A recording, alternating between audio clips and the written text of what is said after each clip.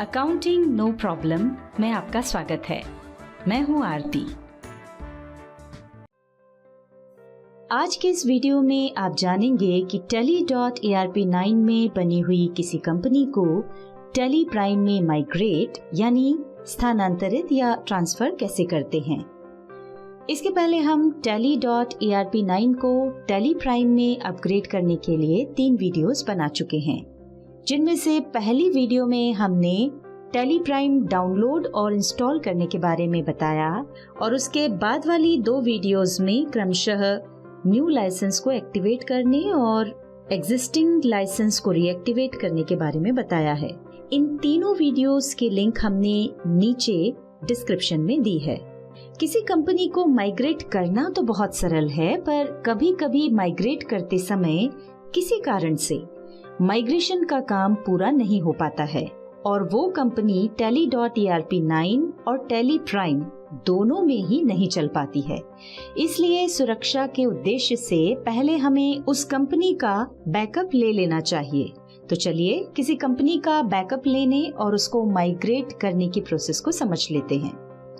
हमने Tally Prime open कर लिया है। देखिए यहाँ पर सिलेक्ट कंपनी की स्क्रीन दिखाई दे रही है और इस स्क्रीन पर Tally.ARP9 में इस पाथ पर हमने जो कंपनियां बनाई हुई हैं उनके नाम दिखाई पड़ रहे हैं और उनके नाम के बाद माइग्रेशन रिक्वायर्ड लिखा हुआ है। अब जिस भी कंपनी को माइग्रेट करना हो उससे पहले सिलेक्ट करना होगा। हम इस कंपनी को सिलेक्ट कर रहे हैं। अब एंटर की प्रेस करेंगे। एंटर प्रेस करते ही देखिए माइग्रेट कंपनी डेटा नाम से एक विंडो आ गई है।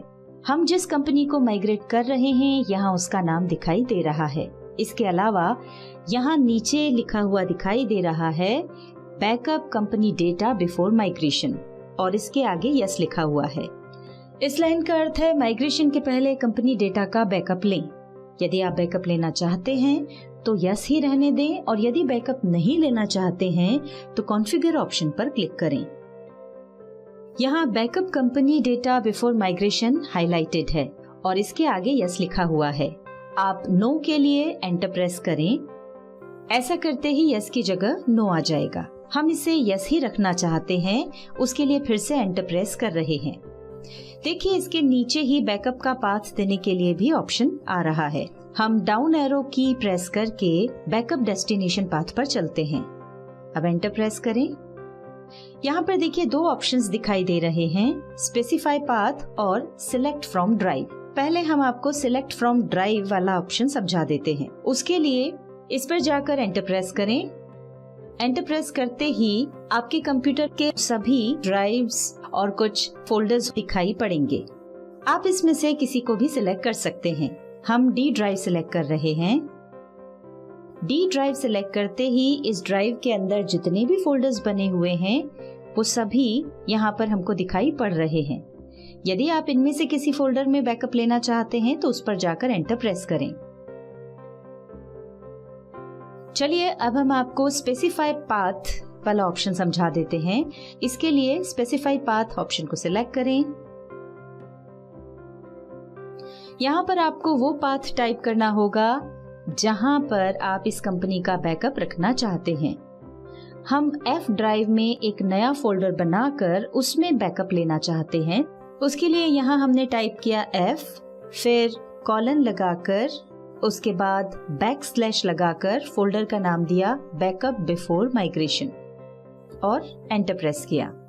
ऐसा करते ही यहाँ पर कहा जा रहा है कि इस नाम का कोई फोल्डर नहीं है, क्या आप नया फोल्डर बनाना चाहते हैं? हम यस के लिए एंटर प्रेस कर रहे हैं।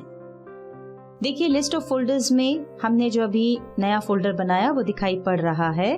अब हम फिर एंटर प्रेस करेंगे। यहाँ हमने बैकअप के लिए यस किया हुआ है और उसके नीचे हमने जो पाथ दिया है वो भी आ रहा है। अब इस कॉन्फ़िगरेशन को सेव करने के लिए कंट्रोल और ए कीज को प्रेस करेंगे। ऐसा करते ही हम वापस माइग्रेट कंपनी डेटा स्क्रीन पर आ गए हैं। अब हमने जो नया पाथ दिया था वो भी यहाँ पर दिखाई पड़ रहा है। माइग्रेशन के लिए या तो यहाँ माइग्रेट पर क्लिक करेंगे या फिर आर की को प्रेस करेंगे। ये देखिए कुछ ही सेकंड्स में इस कंपनी का बैकअप और माइग्रेशन हो गया है। अब आप इस कंपनी में जो भी काम करना चाहें वो कर सकते हैं।